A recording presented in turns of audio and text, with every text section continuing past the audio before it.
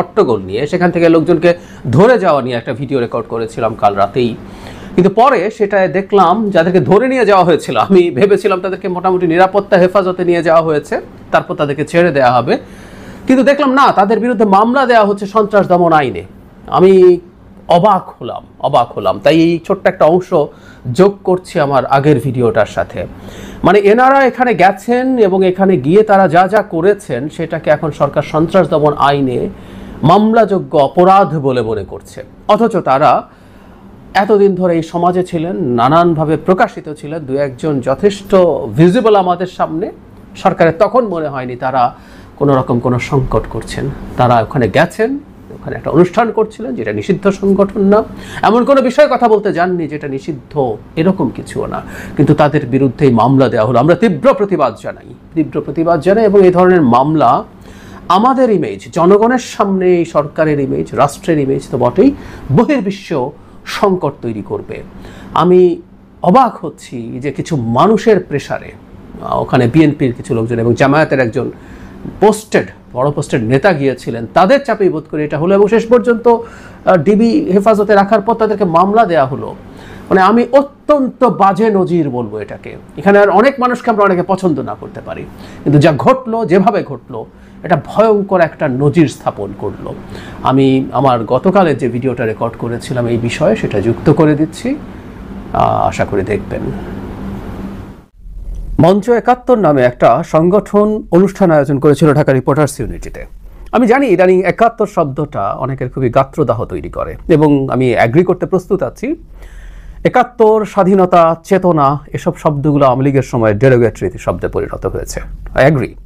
কিন্তু সেই সময় আসলে যাদের খুবই অন্ধকার অতীত ছিল, আমরা বুঝতে পারি ৭১ নিয়ে কথা বলা তাদের গায়ে আগুন লাগিয়ে দেয়। আমি নিজে প্রচুর এই ব্যাপারে কথা বলতে গিয়ে দেখেছি, যখনই ৭১-এর কথা আসে, স্বাধীনতার কথা আসে, ট্যাগিং করা হয়, এটা আওয়ামী লীগের বয়ান, এটা ভারতের বয়ান।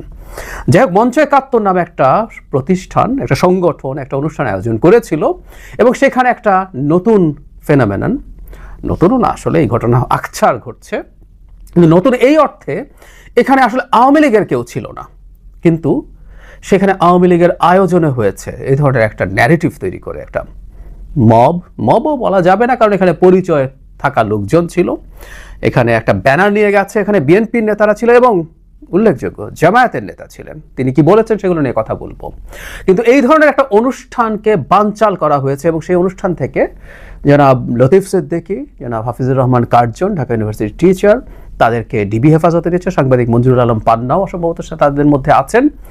আমি এই ভিডিও যখন রেকর্ড করি তখনও কোনো রিপোর্ট দেখিনি যে তারা সেখান থেকে ছাড়া পেয়েছেন কিনা। এটা অনুমান করার কারণ আছে যে তাদেরকে ধরে রাখার মতো কিছু হয়নি, রাদার তাদেরকে নিরাপত্তা দেওয়ার জন্যই হয়তো নিয়ে গেছে। কিন্তু আমি পাল্টা প্রশ্ন করছি, কাকে নেয়ার কথা আর কাকে নেওয়া হচ্ছে? আমার হুমায়ুন আহমেদের একটা গল্পের কাহিনী মনে পড়ে। ওনার একটা ক্যারেক্টার আছে, খুব ছোটবেলায় পড়েছিলাম, শুভ্র। তাদেরকে জেলে নেওয়া হয়, তো তারা জেলে দেখেন যে একজন স্কিজোফ্রেনিক নারী ওখানে আছেন। তো ওসিকে জিজ্ঞেস করেন যে এই নারী স্কিজোফ্রেনিক, আমরা যাদেরকে সাধারণ ভাষায় পাগল বলি, উনি জেলে কেন?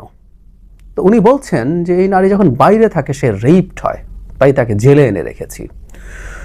তো শুভ্ররা খুবই বিদ্রুপের হাসি হেসে বলেন, জেলে যার থাকার কথা ছিল সে না, জেলে রাখছেন তাকে যাকে আপনার সুরক্ষা দেওয়ার কথা ছিল।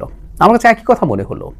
এই যে মানুষজন গিয়ে একটা গর্হিত অন্যায় করেছে এই অনুষ্ঠানটাকে পণ্ড করার মাধ্যমে, সেটা পুলিশ ছিল, পুলিশ দেখেছে ওখানে কারা করেছে, ভিডিও আছে, তাদেরকে না ধরে আনা হলো নিরাপত্তার নামেই হয়তো, যারা ওই অনুষ্ঠানে ছিলেন। মানে তাদের অপরাধ কি? আমি অপরাধ একটু পড়ি।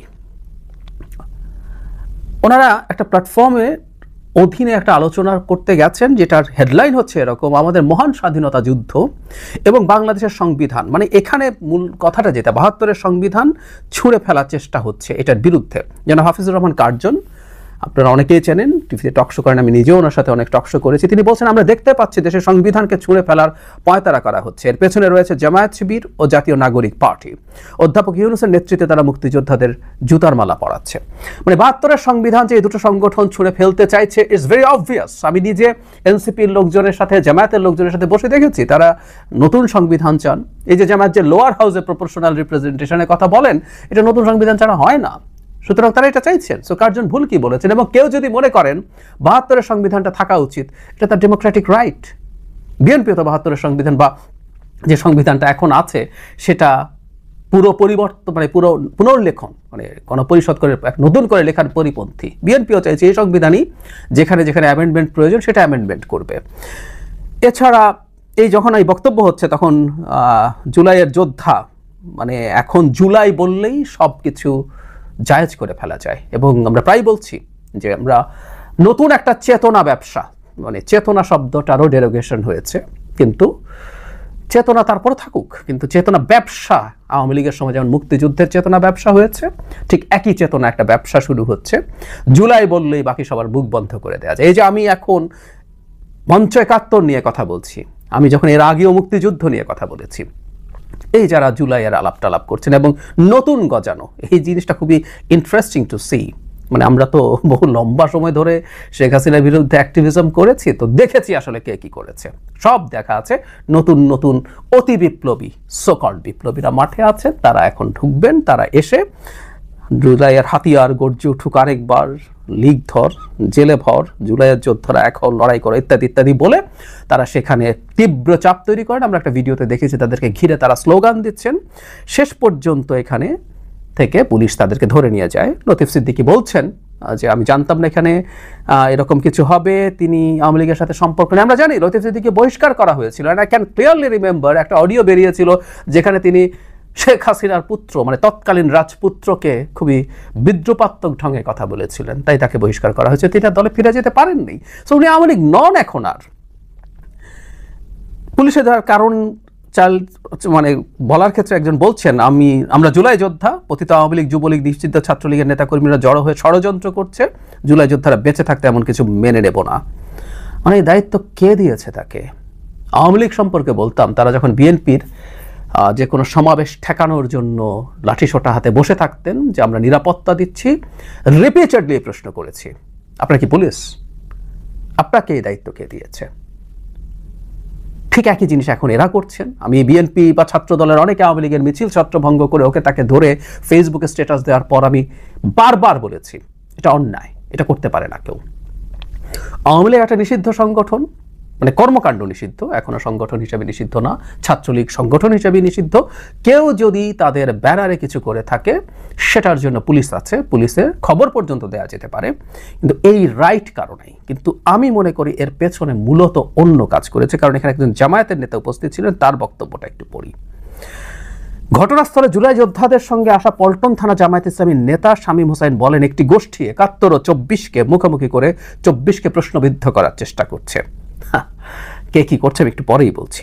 আমরা মনে করি ৭১ আমাদের ভিত্তি এবং ২৪ আমাদের মুক্তি। এখানে যারা জড়ো হয়েছেন তারা সবাই ২৪-এর খুনের সঙ্গে জড়িত, অনেকের বিরুদ্ধে মামলাও আছে। আমরা আইন হাতে তুলে না নিয়ে পুলিশে সোপর্দ করেছি।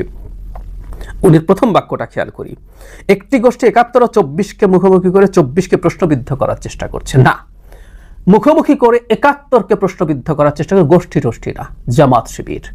যেহেতু এই মুভমেন্টে তাদের কিছু রোল আছে, তারা এটার মাধ্যমে আমাদের ২৪ থেকেই সবকিছু শুরু হতে পারে, এটা দিয়ে ৭১কে ঢেকে দেওয়ার প্রবণতা তাদের দিক থেকে শুরু থেকেই ছিল। এটার বিরুদ্ধে বলেছি, লিখেছি, কিন্তু তারাই এই চেষ্টাটা করেছে। এবং এই যে মঞ্চ ৭১, এটাই সম্ভবত তাদের পিত্তি জ্বালিয়ে দেয়।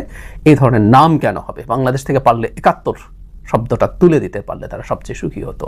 তো জামায়াত আসলে এখানে এসছে এবং আমি ধারণা করি এটা জামায়াতের পেট্রোনাইজড একটা মব। বাংলাদেশে তো মানে মবের যে সংজ্ঞা, সেই সংজ্ঞা মতো এখন আর মব হয় না। বাংলাদেশে প্ল্যান্ড মব হয়, মব কখনো প্ল্যান্ড না, কিন্তু এটা সংগঠিত। এই যে একটা ব্যানার ট্যানার নিয়ে আছে জুলাই যোদ্ধা, এই ব্যানারে তো জামায়াতের পেছনে কাজ করেছে, কোনো সন্দেহ নাই। সুতরাং এই প্রেক্ষাপট তারা তৈরি করছে। এখন খুব সহজ যে সবাই খুনের সাথে জড়িত মামলা আছে, লতিফ সিদ্দিকী, হাফিজুর রহমান কার্জন, এখানে ডক্টর কামাল হোসেন প্রধান অতিথি থাকার কথা ছিল, তিনি আসতে পারেননি। কে এর সাথে জড়িত? মঞ্জুরুল আলম পান্না, আরেকজন আমি ব্যক্তিগতভাবে জানি যুগান্তরের সহ বা উপসম্পাদক যেন মাহবুব কামাল ছিলেন। কে জড়িত এর সাথে, হত্যাকাণ্ডের সাথে কার বিরুদ্ধে মামলা আছে? এগুলো প্রত্যেকটা ফাজলামো, এবং এই ফাজলামোগুলো করা হচ্ছে কারণ জামায়াতেরও এজেন্ডা আছে যত বেশি কেওস তৈরি করা যায়। আমি আগেই বলেছি যে তাদের একটা নার্ভাসনেস আছে, সেই নার্ভাসনেসটা হচ্ছে তারা বিরাট হাইপ তুলে মনে করেছে যে মানে অন্তত সোশ্যাল মিডিয়ার বাবলগুলোতে যে অনেক কিছু তাদের হয়ে গেছে, কিন্তু আদতে তারা সিট পাবে 10টা 15টা, টেনে 20টা, বিরাট পার্টি হিসেবে তার যে ইমেজ সেটা সংকটের মুখে পড়বে। ফলে জামায়াত নির্বাচনকে ঘিরে ডিসরাপশন তৈরির চেষ্টা হচ্ছে। না হলে সারা দুনিয়ার মানে নানান দেশে এটা হয়েছে ওটা হয়েছে, বা আমাদের দেশে দীর্ঘদিন থেকে যখনই আমরা প্রপোর্শনাল রিপ্রেজেন্টেশনের কথা বলেছি, সেটা অন্তত লোয়ার হাউসে না, সেটেলড ইস্যু, হঠাৎ করে তারা মাঠে নামিয়েছে। বোঝা যায় এই ডিসরাপশন, এবং এই কাজটাও করবে, এখন করছে ডিসরাপশন বাড়ানোর জন্য। আমি খুবই অ্যালার্মিং একটা জায়গা দেখছি আসলে। সরকার আজকে মানে যখন গেছে অপরাধী যারা, আমি শুরুতে যেটা বলছিলাম, অপরাধী যারা তাদেরকে আজকে ক্লিয়ারলি তাদেরকে ধরার সুযোগ ছিল। এই যে অন রেকর্ড বক্তব্য দিচ্ছে জামায়াতের নেতা, বা ওখানে বিএনপিরও কারা কারা নাকি ছিল, প্রত্যেকে গ্রেফতার করা দরকার ছিল, কারণ তারা অন্যায় করেছে, কিন্তু সরকার করেনি এখন পর্যন্ত। বাংলাদেশে এটা একটা অ্যালার্মিং জায়গা। আমি জানি যে আমি এখন কথা বলছি, আমার এর নিচেও নিশ্চিতভাবে এসে হাজির হবেন জামায়াতের লোকজন, শিবিরের লোকজন, গালিগালাজ করবেন, ট্যাগ দেবেন, আমি জানি, খুব ভালো মতো জানি। কিন্তু এই যে জুলাই বলেই যে কোনো অন্যায় করার, যাতা করার অধিকার অর্জন করা যায়, মবের মুল্লুক বানিয়ে ফেলা যায়, মগের মুল্লুক বানিয়ে ফেলা যায়, এটা খুবই অ্যালার্মিং সিচুয়েশন।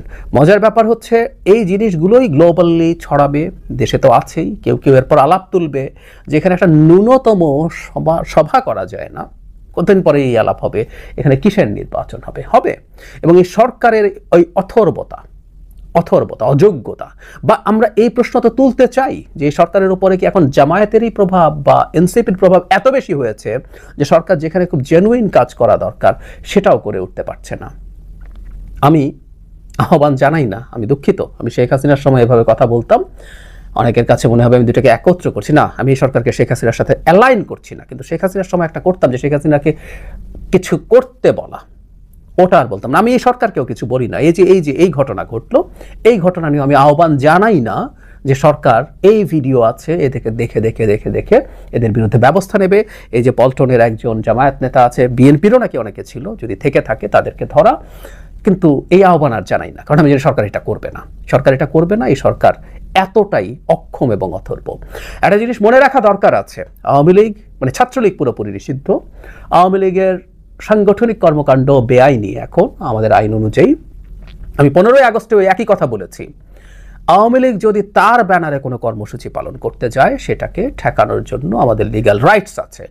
এর বাইরে এককালে আওয়ামী লীগ করেছে, আওয়ামী লীগ সমর্থক পদে ছিল, তারা যদি এই ধরনের কোনো অনুষ্ঠানে যায় সেটা ঠেকানোর কোনো অধিকার কারো নাই। মঞ্চ 71 কি নিষিদ্ধ সংগঠন? তারা কি কোনো নিষিদ্ধ বিষয়ে প্রোগ্রাম করছে? এখানকার যেসব ব্যক্তিবর্গ আছেন কারো নামে কি আদালতের কোনো রকম কোনো গ্রেফতারি পরোয়ানা আছে যে তারা পালিয়েছিলেন এখন এখানে এসেছেন? কোনোটাই না। সুতরাং কোনোটাই না হওয়ার পর তাদের বিরুদ্ধে এই ধরনের পদক্ষেপ সরকার সহ্য করছে, এটা সরকারই না আসলে। এভাবে একটা সরকার নিজে বুঝতে পারে না যে সে তার অথরিটি হারায়, অথরিটি লুজ করে। ভবিষ্যতের বাংলাদেশের জন্য আমি এটুকু বলতে চাই, আমাদের পছন্দ হবে না। আমি জানি 71 শুনলে অনেকের গাত্রদাহ হয়, আমি এটাও জানি এখানকার কিছু ব্যক্তিবর্গকে দেখলে কারো কাছে মনে হতে পারে যে তিনি কোনো না কোনো ফর্মে হয়তো টু সাম এক্সটেন্ট অ্যালাইন্ড ছিলেন। আমি এটা কেউ যদি ভাবেন আমি খুব দোষও দেব না, কিন্তু এরপরও একটা রাষ্ট্র চলবে আইনের মাধ্যমে। একটা আইন তৈরি করে কোনো কিছুকে ক্রিমিনালাইজ করার আগ পর্যন্ত এর বাইরে যা আছে সেটা আমার যদি অপছন্দ হয়ে থাকে আমাকে সেটা মেনে নিতে হবে। টলারেটও বলছি না, মন থেকেই মেনে নেওয়ার চেষ্টা করতে হবে। কারণ আমরা তো গণতন্ত্রের কথা বলেছিলাম, আমরা শেখ হাসিনাকে সরিয়ে আরেক রকম স্বৈরাচার চাপিয়ে দেওয়ার জন্য আসলে শেখ হাসিনাকে খেদাই নেই। কিন্তু আমরা দেখছি সেই ঘটনা ঘটছে। আমি খুবই অ্যালার্মিং সাইন বলে মনে করি, এবং আমাদের উচিত হবে অ্যাজ আর্লি অ্যাজ পসিবল এগুলোর বিরুদ্ধে যথেষ্ট শোরগোল তৈরি করা। সরকার কিছু করবে না, কিন্তু